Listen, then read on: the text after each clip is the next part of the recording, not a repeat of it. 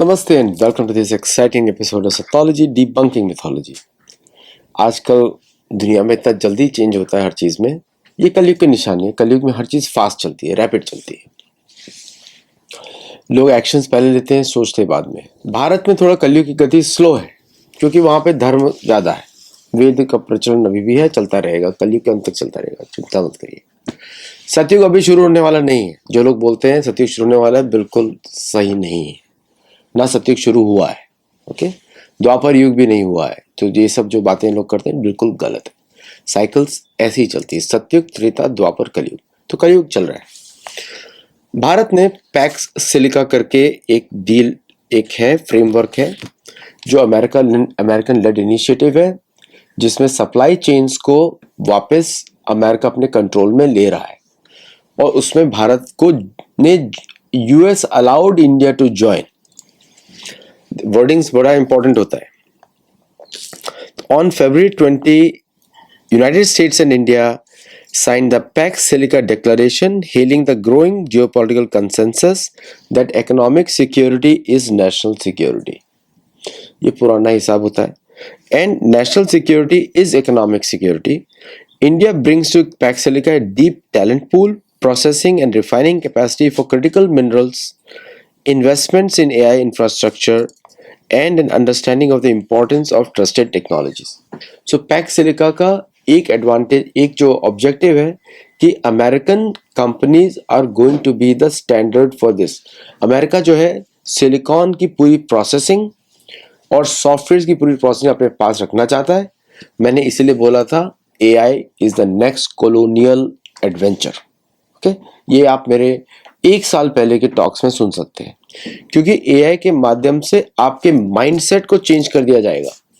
इसलिए भारत को अपने खुद के LLMs और खुद के जो भारत लॉन्च कर रहा है, थोड़ा डिले है, लेकिन उसको ग्लोबल स्केल पे लाना पड़ेगा विदाउट यूजिंग अमेरिकन सर्वर्स और इंफ्रास्ट्रक्चर। ठीक है, नहीं तो वो पॉसिबल नहीं है भारत के लिए।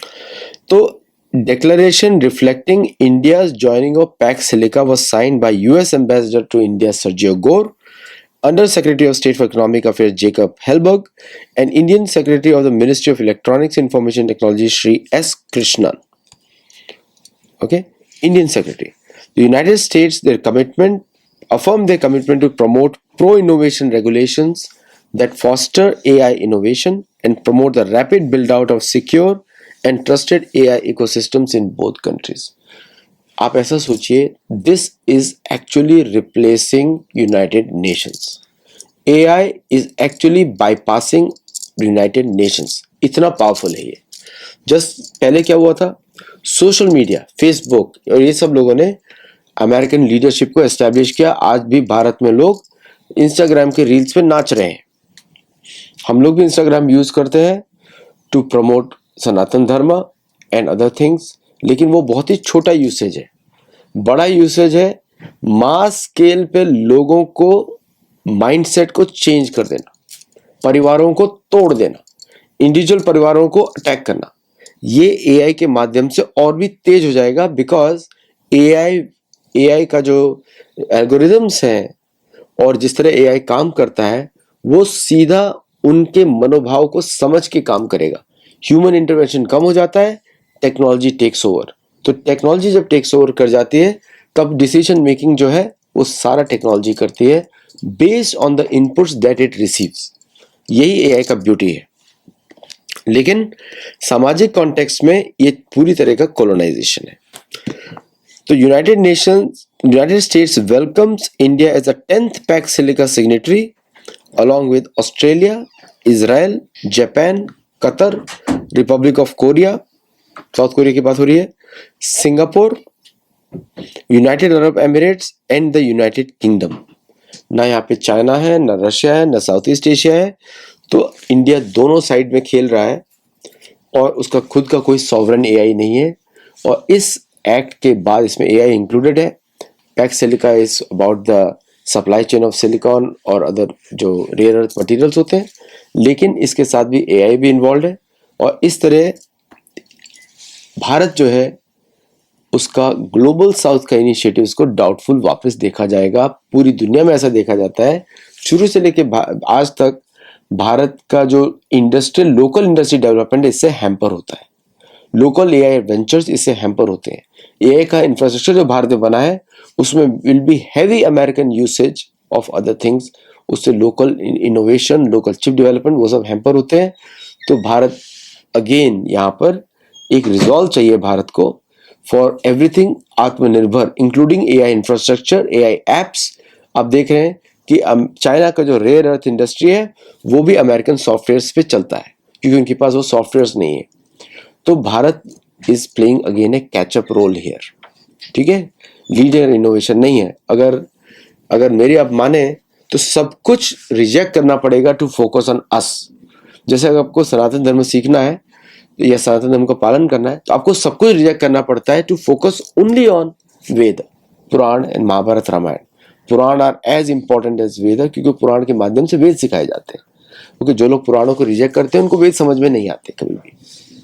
ऑलराइट, ये ऐतिहासिक फैक्ट है और इसको मैं आई फर्मली होल्ड इट, हमारी सारी परंपराएं होल्ड करती हैं कि Purana are very important, very important, के माध्यम से ही वेद पढ़ाए जाते हैं। It's just like that.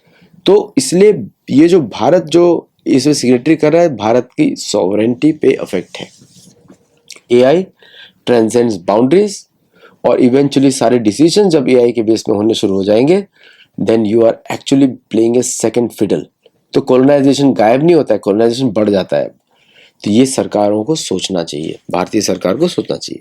इसके बारे में बहुत बार मैं वार्निंग दे चुका हूँ और मेरा काम क्रिटिसिज्म नहीं होता because our season academic and educational channel.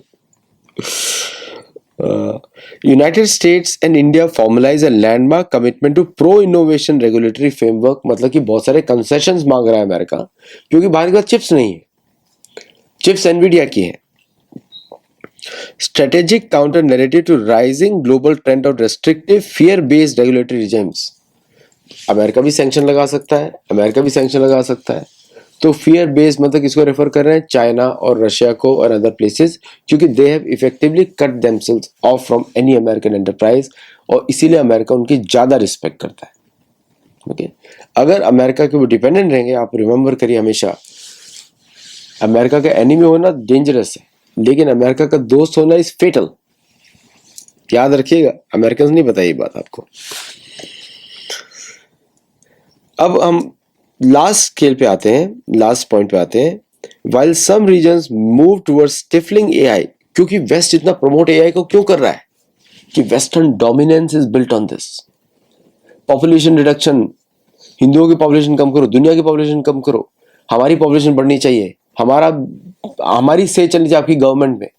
आप जैसे तो भारत को जो जैसे अदर प्लेटफॉर्म से जो हो परप्लेक्सिटी, ये सब सीईओज को बुलाया नहीं गया था वहां पे एआई समिट में, वो आए नहीं वहां पे because everything is American agenda.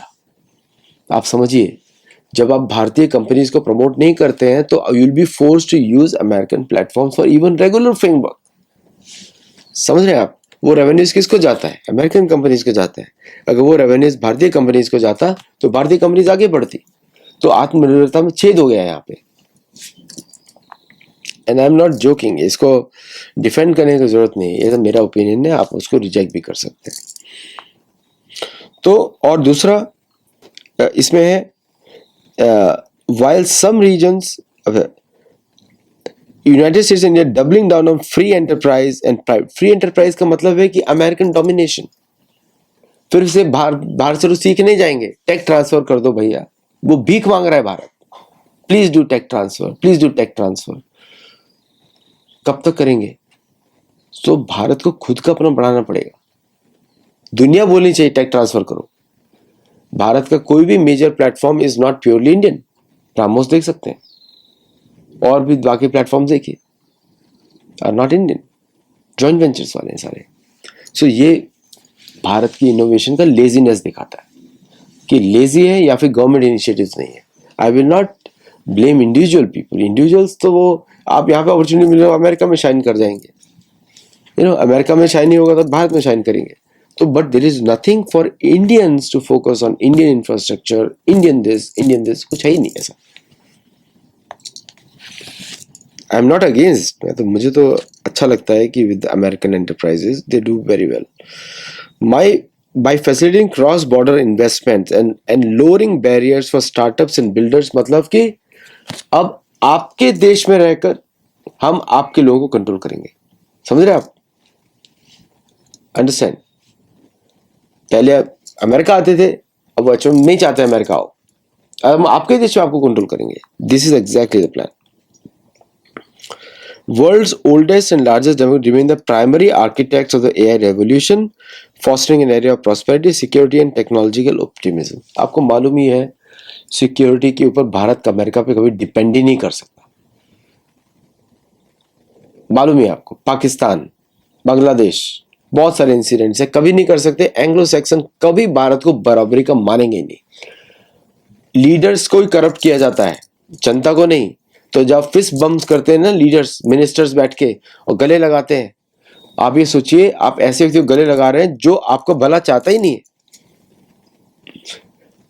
Decolonisation leaders के ऊपर चाहिए होता है, जनता के ऊपर नहीं। जनता तो देख रही है कि ये तो गले लगा रहे हैं, तो मेरी कंपनी का क्या होगा भाई? तो मुझे फिर से ढूंढना पड़ेगा बायर अमेरिका के लिए। Many AI startup owners in India are moving to America, क्योंकि मालूम है अमेरिका, इंडिया में कुछ है ही नहीं। आज के दिन की बात कर रहा हूं मैं। तो सारा जो शो हुआ उसमें क्या इंडियन इंडस्ट्री प्रमोट हुई? दिस यू टू वेरीफाई करना पड़ेगा। I am not critical, I am just saying. अब मैं आपको दूसरा न्यूज बोलता हूं, किस तरह टैलेंट को छीना जाता है, वो भी अभी भी फेक डॉलर पे ही चल रहा है। ये आया है, ये व्हाइट हाउस का है। US promotes AI adoption sovereignty and exports at India AI Impact Summit. United States laid out its bold vision for empowering global allies with cutting-edge and sovereign AI technologies, means American technologies. So, Assistant to the President and Director of White House Office of Science and Technology, M. Kratsios, led the US delegation to summit, joined by US Under Secretary Jacob Helberg, Secretary of Commerce William Kimmett, and Ambassador Sergio Gore, alongside other global heads of state, foreign ministers, and business leaders. उन्होंने बोला कि American AI leadership और international AI adoption, मतलब American servers पे काम करो, American chips को use करो, rejection of global governance. Global governance नहीं चाहिए, अमेरिकन गवर्नेंस चाहिए। Okay, and the opportunity to join nations to join the US as the partners to build the AI future. उनको मालूम है एआई कैसे काम करता है, और एआई का जो बीमारी है बिग फोर ने फैलाई थी, ये पूरी दुनिया में भूत के जैसे सवार हो गई है। 4 साल के बाद कुछ और आ जाएगा। ओके, तो ये बहुत डेंजरस चीज है। एआई सॉफ्टवेयर की लाइफ 3 या 4 साल रहती है, उसके बाद सारा चेंज हो जाता है। तो इस तरह की ट्रीटीज पे साइन करना now beyond without looking 10 years in advance, तो it makes the work of Indian government to create sovereign India AI very important, based in India, app stores in India, सारा कुछ in India, every infrastructure in India, servers based out of India और allied to India. ऐसा करना पड़ेगा, क्योंकि American stock market से American को help होने वाला है। Means real AI sovereignty, means sovereignty किसकी है? अमेरिका की है, क्योंकि किसी पे भी सैंक्शन लगा सकता है। पैसा किसको दे रहे हैं? अमेरिका को दे रहे हैं, क्योंकि किसी पे भी सैंक्शन लगा सकता है। Owning and using best in class technology for the benefit of your people. वो बोल रहा है मेरे सर्वर्स पे यूज करो आपके लोगों के लिए। भाई सर्वर किसका होगा? भाई आपका होगा ना। ऐप स्टोर किसका है? आपका है ना। तो सॉवरेंटी मेरी कैसे होगी? ये लॉजिकल सोचना चाहिए पॉलिसी मेकर्स को। मुझे पता है कि इंडिया का AI infrastructure is very good, बहुत अच्छा काम किया है सरकार ने, भारतीय सरकार ने, लेकिन उसको भारतीय सर्वर्स पे बेस होना चाहिए, which is a phenomenal work. But now उसको रोल आउट करके दुनिया में बेचना। आप अमेरिका में सेल्स एजेंट्स अपॉइंट कर सकते हैं, हमारे जैसे लोग which are in the IT industry, आप लोगों को अपॉइंट कर सकते हैं कि yes you sell this, represent us in America, लेकिन वो बनना चाहिए भारत में, है ना। वैसे मैं ज़्यादा धार्मिक के काम के अलावा कुछ करता नहीं, I can only be adviser, कुछ और से ज़्यादा नहीं कर सकता। तो रियल सॉफ्ट, अब बोलते हैं urge nations to focus on strategic autonomy based on the US machines. कहाँ से autonomy हो जाएगी भाई? Independent partners are critical to unlocking the prosperity AI adoption can open, मतलब कि जो पहले होता था आपका देश मेरा कॉन्स्टिट्यूशन, भारत का constitution inspired by American, Bharat का supreme court inspired by the British, आपका देश मेरे रूल्स, यही तो कांग्रेस रिप्रेजेंट करता है भारत में भाई, ये तो रिप्रेजेंट करता है. तो डायरेक्टर स्पोक, उन्होंने बोला pace of adoption and sophistication deployment continues to stratify, developing countries are following behind again. अरे भाई पहले से बिहाइंड है, नोच नोच के खा डाला है तुम लोगों ने, तो अब बोल रहे फॉलोइंग बिहाइंड कैसे हो रहा है? क्योंकि आप ही तो फॉल बिहाइंड करा रहे हो सबको एआई के थ्रू भी. अब लोग पैसा खर्च करेंगे. A rich man becomes rich because of poor people. अगर लोग पुअर है इसका मतलब है कि कोई दूसरा रिच बन रहा है. ओके ये इकोनॉमिक का 101 है, अर्थशास्त्र वाला. तो न्यू इनिशिएटिव क्या है? American AI exports programmes national champions initiative, US tech corps, मतलब कि ये कॉमर्स डिपार्टमेंट का है, पार्टनर नेशंस की एआई कंपनीज को उनके कस्टमाइज एआई एक्सपोर्ट स्टैक, मतलब कि वो सॉफ्टवेयर बनाएंगे लेकिन अमेरिकन एआई स्टैक के थ्रू एक्सपोर्ट करेंगे. American technology directly strengthens and builds domestic AI capability. अगर अमेरिकन टेक्नोलॉजी आपकी डोमेस्टिक एआई कैपेबिलिटी बढ़ा रही है तो फिर आपकी सॉवरेंटी कहां रही? पूछे मेरे को. यूएस टेक कॉर्प्स बोलता है provide volunteer technical talent with import partners to provide last mile support in deploying powerful AI for enhanced public services. ये किसके स्टेटमेंट्स है? ये Oracle के स्टेटमेंट्स है, ये Microsoft के स्टेटमेंट्स है, ये IBM के स्टेटमेंट्स है, ये Accenture के स्टेटमेंट्स है, सारी अमेरिकन कंपनी है.